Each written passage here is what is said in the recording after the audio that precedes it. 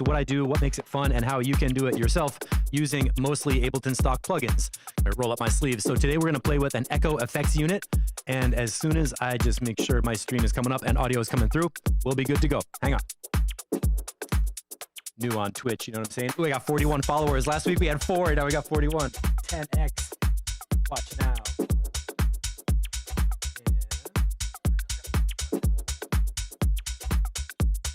Hi.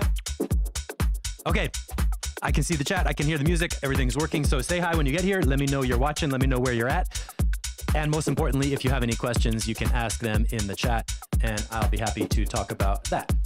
So here we go, it should be seeing live in full screen right now. So what do we got? I've got a DJ set basically,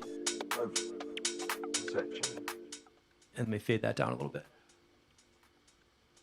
We good? Cool. So I'll talk a little bit about what's happening. I mean, basically there's an effects unit on aux A on the return, and I've got 2 decks set up in live. I'm not going to run through my whole entire DJ set, but I want to show you that I set up some controllers. So now I'm going to get off the mouse. A couple things I want to be able to see are where we are in the track. So I put 2 buttons on tracks to make that happen. And I want to be able to fire off clips. So I'm using my pad controller right now to scroll up and down just with 2 different buttons. And when I get somewhere I want to play the track, I got a button to launch. Finally, coming up on the mixing board, I've got 2 faders with my hand and EQs. So I basically took this mixing board. Let me show you this, I guess, in the studio view. All right. So right here, that's one deck. That's the other deck. And then I've got EQs up on top. You can cut the bass, tweak the mid-range, do the highs, just like any other DJ mixer.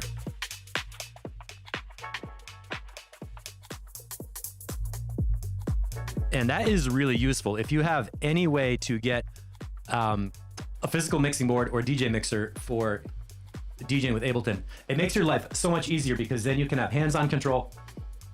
Hey, Nico's here, how you doing? Hands-on control, and you don't have to map a ton of stuff in live to do basic stuff like bass EQ or volume or fading in between. So I really like to have a mixing board for my channels, and that also lets me add stuff like microphones or a soloist like an MC or a person playing a trumpet or singing or saxophone or flute or anything that makes a DJ set really go to a special place. So that's where I'm coming from with live performance using Ableton and a mixing board. I really do treat it like a live performance. So let's get to the point of using some effects. Like I said, I've got pad controllers where I can fire off tracks. I want to be able to see what track is playing. So when there's a track playing,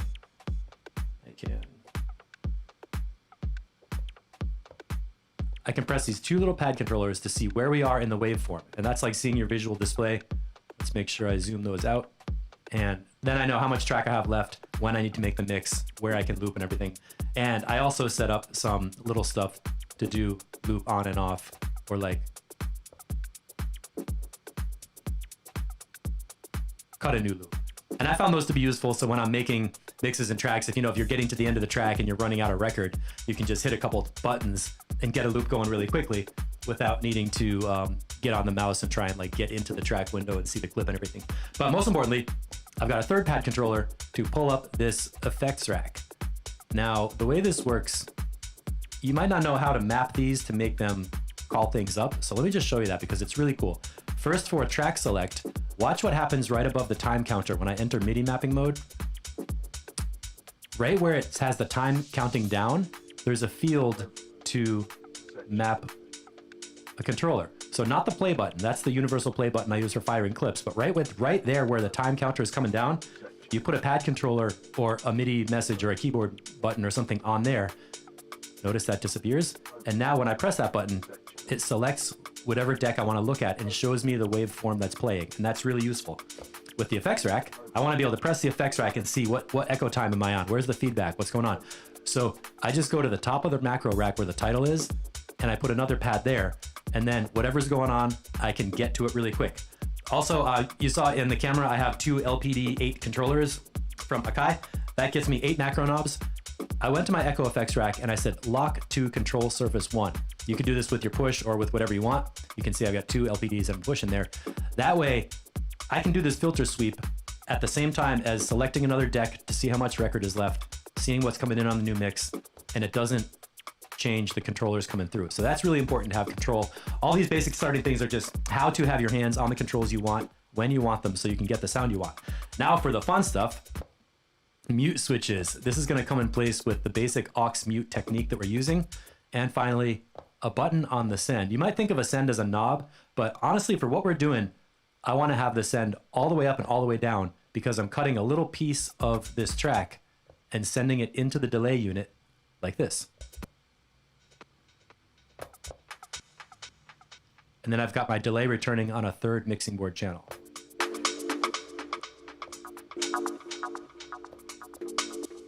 So by leaving the effects send all the way up, I get a full length, full strength signal, and I can send a really short piece of it in there. That's harder to do with a knob because if you have to turn the actual rotary knob like I'm doing with the mouse, the volume fades up and fades down and you don't get a clean ending. So if I was grabbing words,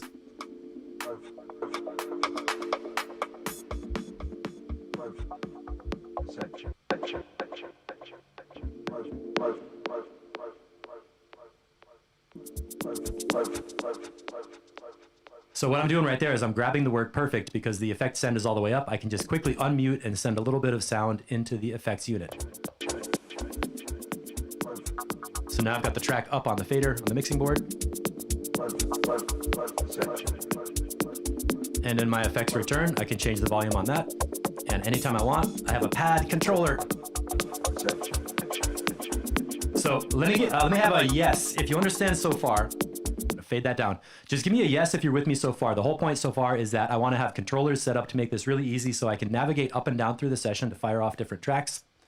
I've got launch buttons to, I'm not sure if I mentioned that, when you enter MIDI mapping mode, watch what happens above the sends area. I get this play button. That's a triangle that appears right above the send area. You map that to a pad controller or a keyboard key or whatever you have, and that lets you move up and down through your deck or through your session view channel and press your controller to launch that sound. Another hot little tip, global quantize is set to quarter note so that when my tracks are all warped, they're always going to be in sync. You got to have your tracks warped. I'll do another workshop on how to warp tracks. That's really important. Oh, I am DJ T-Dog. Missed some of that while I was registering my account. Okay, the basic idea, thanks for registering, thanks for coming in on Twitch. Basic idea is I mapped a couple controllers to go up and down. That was over here, another secret window that opens up above the master channel when I enter MIDI mapping mode. You've got a play button. These pertain to the master scenes. I don't have anything on the master play button. That'll play all the scenes at once, but I have one pad for scene up, one pad for scene down. Then I can just press a little button on my controller, boop, boop, boop, and navigate up and down through the scenes, get to a clip I want to play, and press the play button. You can see that little stop square is getting fired. So when I want to make a mix, wait for the right moment, you unmute that channel, 2, 3, 4.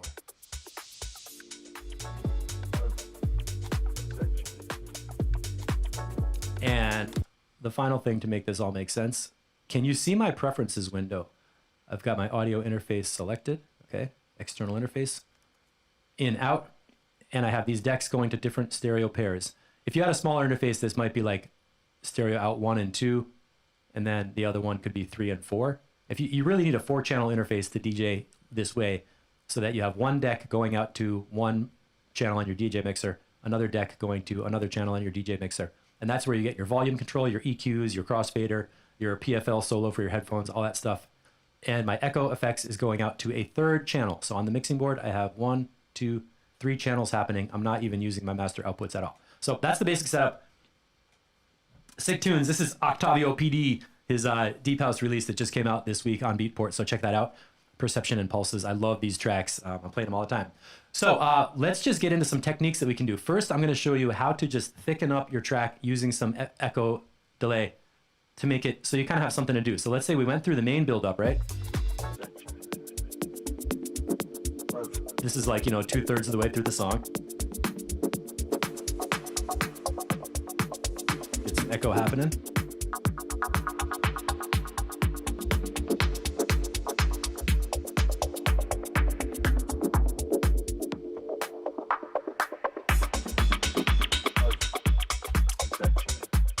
All right, So this is at the point of the track. If you've been to a lot of clubs, you know that after the main build up, and this is like a big drop that's gonna happen right here, then basically the next thing that happens is the DJ starts mixing the next track, starts beat matching. This whole section plays out, and when you get into the last minute over here, then you're gonna hear the mix come through. So instead of just sitting there beat matching and pretending I'm doing something in the booth, I wanna play with some effects. So I wanna see my effects unit, got it on a button.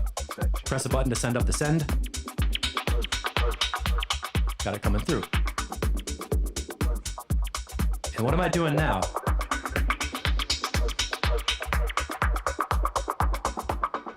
I'm just gonna isolate the effects. So what's happening is the echo plugin is taking some sound from the mix. The mix is up, the send is up. You know, a quarter note sync, so it's beat matched. Feedback around 50%, not too crazy. I opened up the filter section and put a high pass filter on echo, so none of that kick drum is coming through. And then there's the dry track. Clearly we're in the part of the track. That's the mix out section. I don't want to run out of record. What am I gonna do? Take a little loop.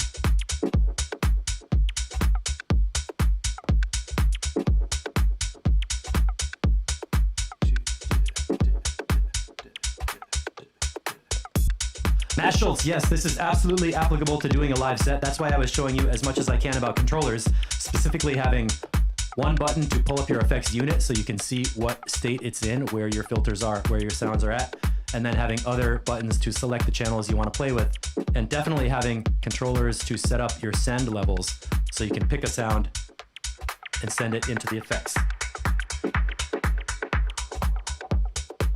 And this low pass filter is really nice because basically I can get rid of the echo like a volume knob and pull it back in. So let's say I've got that going on, and now I want to bring in the new record, which should be starting at a starting point.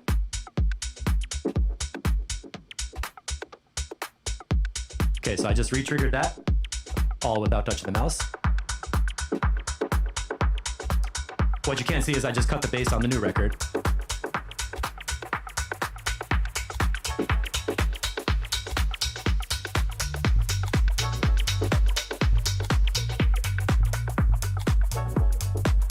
And I can mix across to the new record using this effects thing as a bit of a transition. Skills, thank you.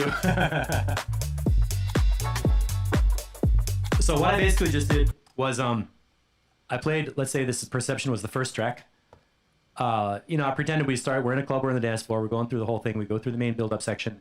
We get to this ending part where usually it's like past the peak of the track and you just got some beats that are rolling. It's a good vibe, everybody's in the groove. This is a good place to use some effects.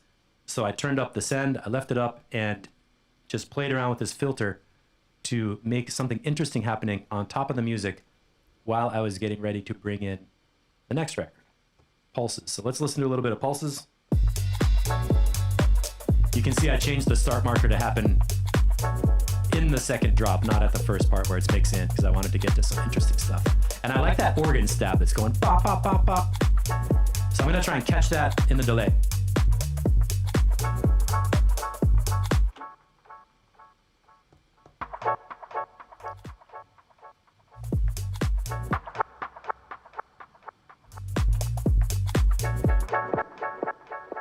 So you can see how handy it is to have a pad on the aux send, because I can do it so quick. So when I'm listening and I hear that organ come in, bop, bop, bop.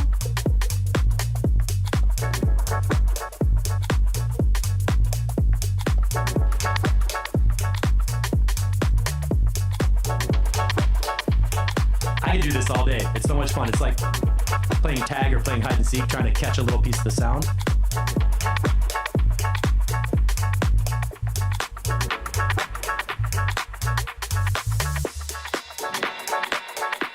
Now watch what happens when I turn the feedback up above 100.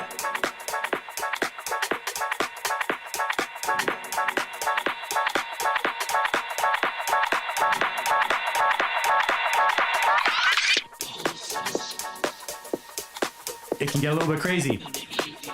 That echo feedback lets it really take off and take on a life of its own and build up into a feedback thing. So you gotta be careful of that. Let me see if I can grab some of these words, pulses. have a little longer echo time. In the evening darkness, pulses. In the evening darkness, pulses. In the evening darkness, pulses.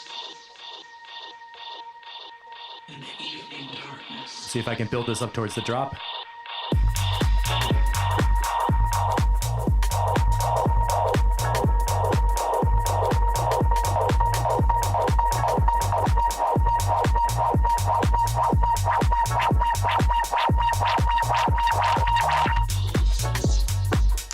Adding a little bit of flavor, what I did on the last step was I turned up the LFO depth inside auto filter. Let's make sure you can see what I'm doing. I know I hate to turn down the music, but I want to make sure you see this. So see where the knob, macro 3 low pass filter frequency is controlling how we filter the echoes after they get into the effects unit. And the next thing I do is I turn up the LFO amount. So that's going to modulate the filter frequency. And I added some resonance. So to give it that kind of a sound. Oh my gosh, we got a comment for Octavio. I need to dance to what you're playing. Yeah, thank you. I'm glad you appreciate it. In case you missed it, that sound was that is adding a little resonance to our filter, turning up the LFO amount to modulate this filter frequency and make it do that crazy sound when the echo is happening. To get that going, I had to turn up the effect feedback long enough that it kept lingering a long time. So let me put the music back on. I'm going to recreate that feeling again and show you again.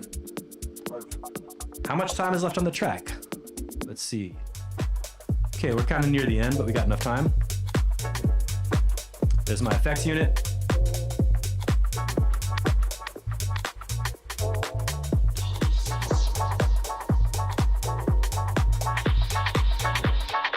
Okay, filter down, resonance up, LFO up.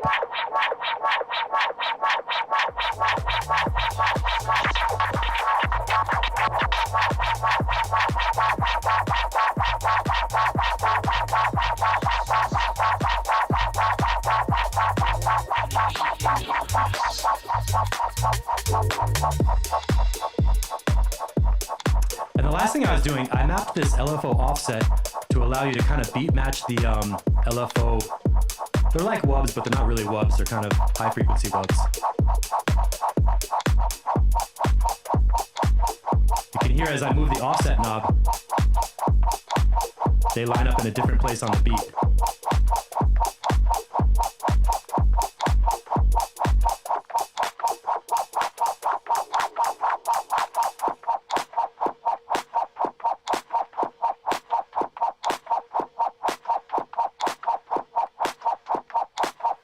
Here comes a little Matt Schultz for you.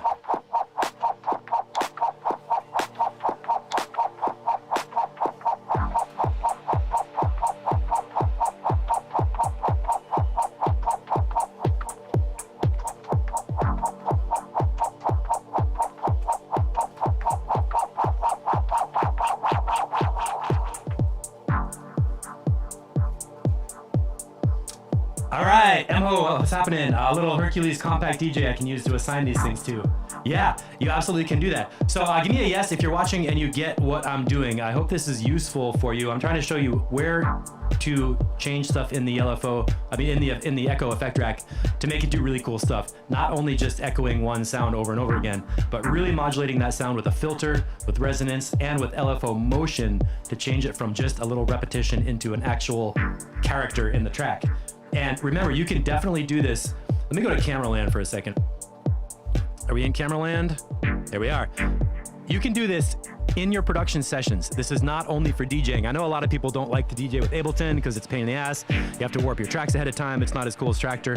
All those things are for real, and Tractor is definitely fun, and I do like being able to run in with one of these and do a gig. That's awesome.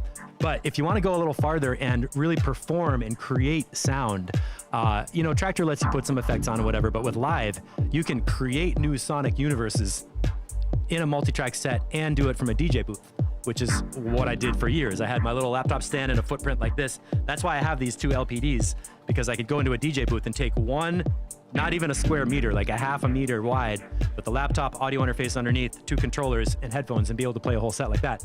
So that's what it's all about for me. I know you can't see the screen right now, but here's my up and down track control. Select up, select down. These are to fire the track buttons. I don't want to press one right now because it's going to cut off Matt.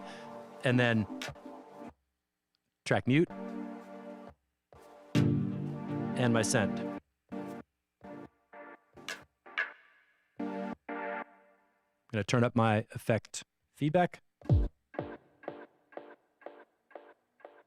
Here's my LFO.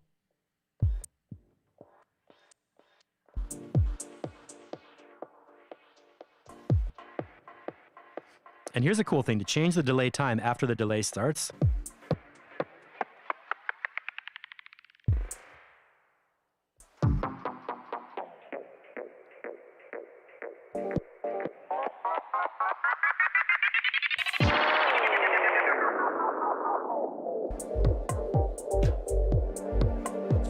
These controllers are the Akai LPD8, and I got them both for under $100. They're super handy and kind of unbreakable.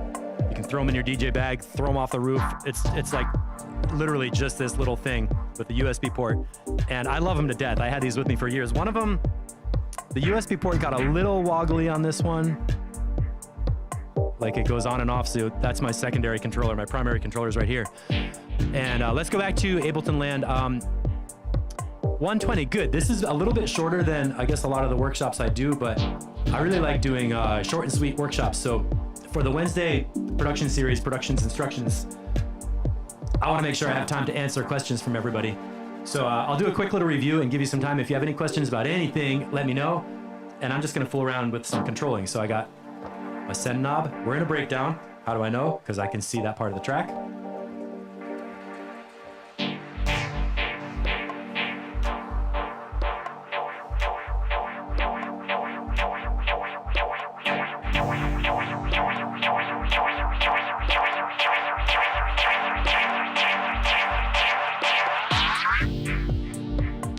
And that's how you do that. You go into a breakdown, turn off the effect send, get some sound happening, filter it around, and then when the beat drops, it's nice to get the echo out of the way so people can enjoy the beats and not have some screaming echo effect going in their brain throughout the whole track. You gotta be a little sensitive with how much you use this, because little goes a long way. You don't want to overdo it.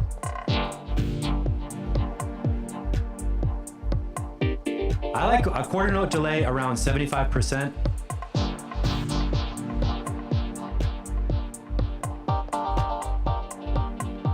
It lets you hear it and adds to the mix without overdoing it.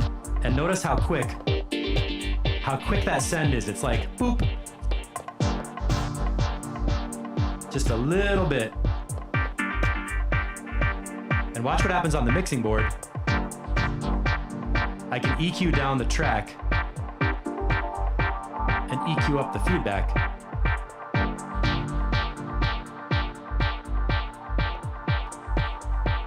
So I have the low end pulse of the beats.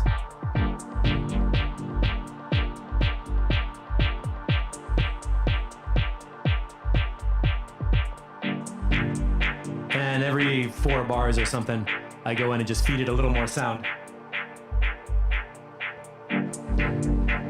Hold on, Matt, I'll get your question in a second. I gotta finish EQing Matt Schultz.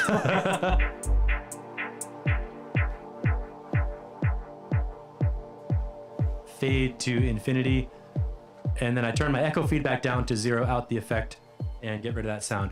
Oh my gosh, I'm running out of track. What am I gonna do? Up one scene, launch. Just like that. These are all tracks from the Mix and Texture group. Okay, so review the basics. Warp the tracks, yes, absolutely. Set the launch to quarter note, yes, or even 1 bar if you are comfortable with that. But quarter note I think is good. I used to DJ a long time with 16th note, and it's easier to get the wrong drop, so I put it on quarter note now. Yes, and the rest is just creative mapping and effects use. 2 launch keys should work, yeah. Oh, cool, Matt Schultz, sick tune. Yeah, man, this is what it's all about. You know, people in this group are making tracks that are so good, I want to DJ with them. So that's what I started doing, and I'm going to be putting together DJ sets every weekend, possibly Fridays. That remains to be seen. I think this week I'll experiment with going live a little earlier in my time so that you people in the EU get it at nighttime. And maybe I'll do one for the people in the US at nighttime on Saturday or something like that. But I love playing tracks from people in the group and throwing a couple of my own in there. This one is from Mark Troy. You might know him as Maxime Chanteau in our Facebook group. And what can we do with some effects over here?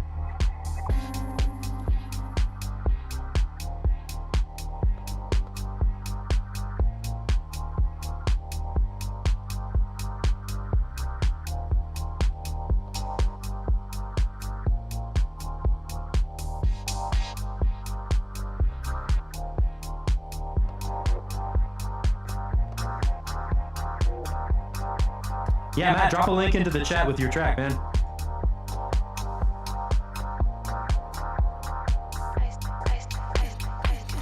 Oh, I remember this track has this girl talking in it, so let's grab some of the girl's vocals.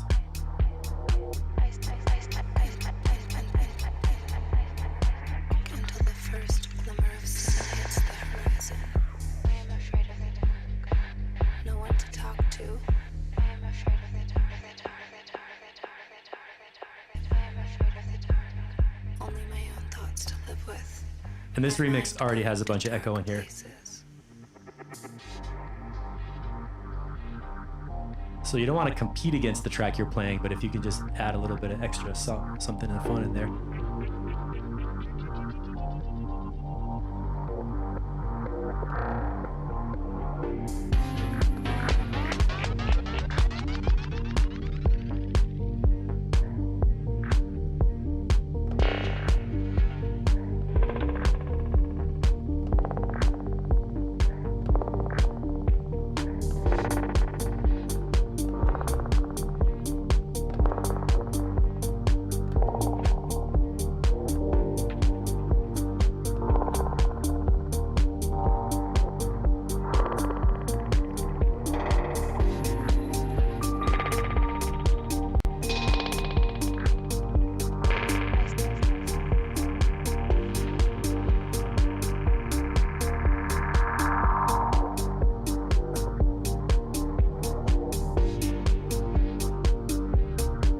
All right, track links coming in. Let me finish up in here. I guess let's do a quick review before I totally end this. We're about a half an hour in. I want to keep these production sessions short enough that they're really useful and you can actually do what I did in here. So let me start from the beginning again.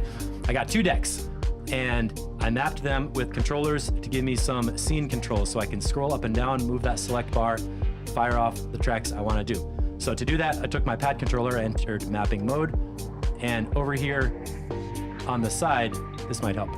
When you enter mapping, notice above the master channel, I enter mapping mode, I get these cool little up and down arrows. So I'll put one button on up, one button on down, and that lets me go up and down with the controller. Another really handy thing is the secret stuff that pops up above the send area in MIDI mapping mode. So I went to these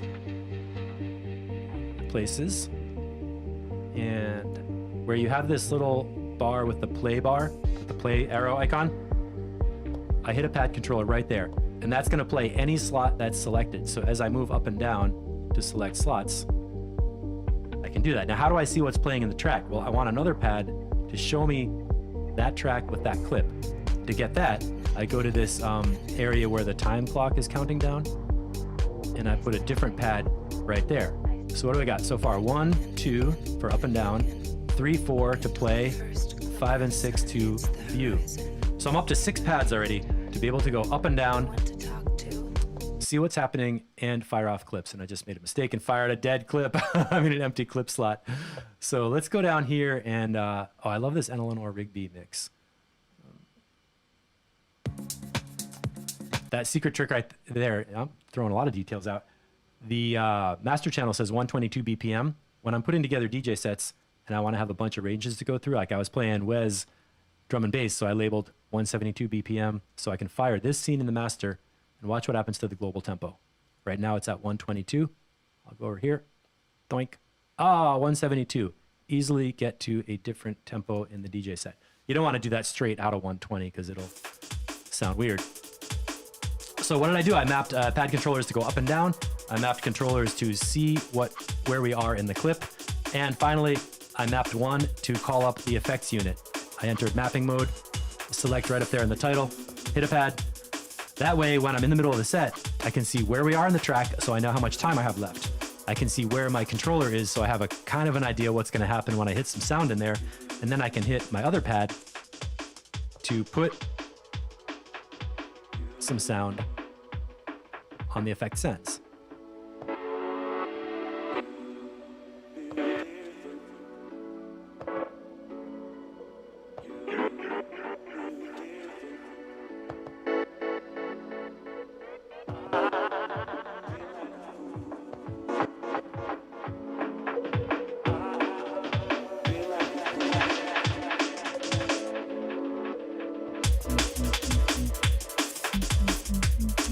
And that's about it. After that, it's a question of just, picking out some times that you like on the effects, like quarter note or eighth note usually work pretty well. Get your feedback long enough that you can hear it so you have something to play with, and go to town filtering it.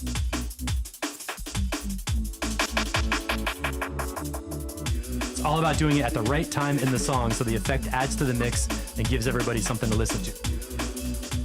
So that's where you kind of ride the effects, go by feel. Mike Lattimore was talking about this in the chat group. If you're doing a live set or if you're doing a production session, pretend instead of deck one, this was like, a multi-track mix of a drum and bass thing, and I wanted to grab a little bit of the vocal and just put it into the effects. You can set it up the exact same way. Put a controller on the track you want to mutate, get your effects unit coming up, and you can do all these things as well as hit record.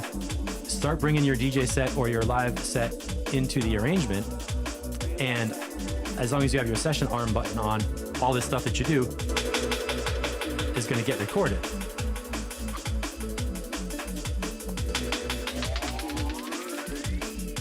You see on the echo time, I just got a little red circle because we are now recording automation.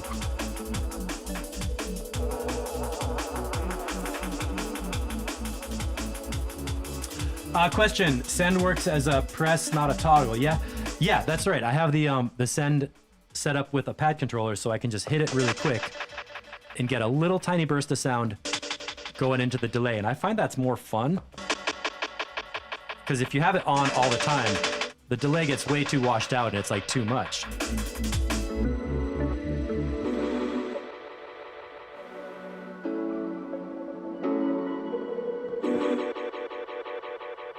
I can catch just that little piece.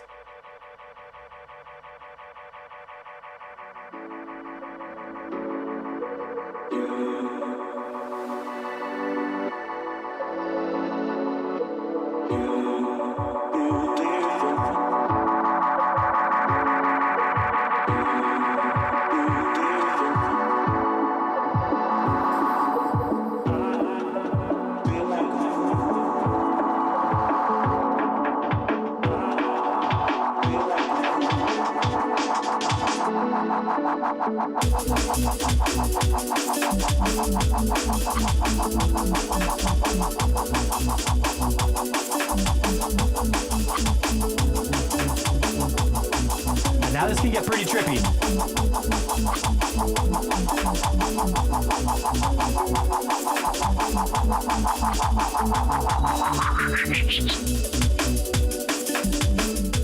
I love that stuff. I love playing with effects so much. What I did right there was I got a little piece of sound going, and I had that LFO depth making it do this like whoppa whoppa whoppa, and it became like part of the track for a couple bars. I was just riding the effects, tweaking things to keep it sounding nice, waited like 8 bars and faded it back out. I waited and faded, that's what I did. So let me go back to camera land here. Hey, it's me. Thanks for watching, everybody. This has been a half hour of Ableton around my lunchtime on Wednesday evening for you. We got a couple questions. Oh, Matt Schultz, dotted timings on delays. Yes, making the triplets, filling up the space in between. That's what it's all about. And thanks, Matt, for the tracks. Thanks, Octavio PD, for that great deep house that we're working with. Everybody else here, welcome to send me tracks. Send them to steve@mixatexture.com. I'll be happy to play them in the DJ sets coming up every week. Friday night's the next one. And this has been Production Instructions. If you have any more questions, I guess drop them in the Facebook group. Let me just scroll up and see if I missed anything. This is awesome. I'm so happy everybody's watching, hanging out with me right now. It's so fun to have questions coming through. And sick tunes, yeah, buy tracks from people. Yeah, whatever MIDI controller you have, if you can get Ableton to recognize it, then you are free to map anything you want to get track control for running live effects or DJing. Oh my gosh, the LPD8's only 39 pounds right now. Yeah, dude, get 2 of them. LPDs are damn handy. They were $90 when I bought them. I was like 2012 or something. Oh, Matt says, thank you. Great teacher. Oh, that's awesome. Thanks for sharing. Great. Thank you, everybody. Thanks a lot for watching. I'll see you next time. Next live set is coming up on Friday, and I'll bug you about it with promos so you don't miss it. See you later.